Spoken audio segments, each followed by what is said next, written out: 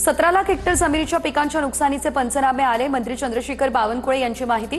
अवकाळी पावसामुळे राज्यात शेती पिकांचं मोठं नुकसान। पूरग्रस्त भागांमध्ये राज्य सरकारकडून मदत द्यायला सुरुवात। अतितातडीची मदत देण्यासंदर्भात जिल्हाधिकाऱ्यांना अधिकार। सूत्रांची माहिती। व्यक्तीचा मृत्यू झाल्यास प्रत्येकी 4 लाखांची मदत मिळणार। सूत्रांची माहिती। जालन्याच्या बदनापूरमधील वाकुळणी गावामध्ये नुकसानग्रस्त भागाची खासदार कल्याण काळे यांच्याकडून पाहणी। शेतकऱ्यांना तात्काळ हेक्टरी 50,000 रुपये मदत द्या, कल्याण काळे यांची मागणी। जालन्याच्या बदनापूर तालुक्यातील वाकुळणी गावात आमदार नारायण कुचे यांच्याकडून पाहणी, तर नुकसानग्रस्त शेतकऱ्यांसोबत नारायण कुचे यांनी साधला संवाद।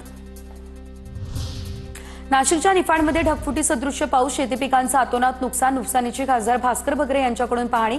शेतकऱ्यांना हेक्टरी 1 लाख रुपयांची मदत देण्याची भगरेंची मागणी।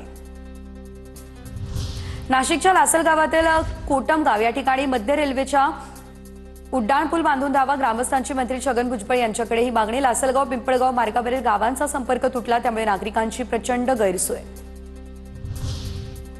माजी आमदार सुनील टिंगरे 3 महिन्यांची पेन्शन नुकसानग्रस्त भागाला देणार। इतर माजी आमदारांनी देखील नुकसानग्रस्त भागाला मदत करण्याचं त्यांचं आवाहन।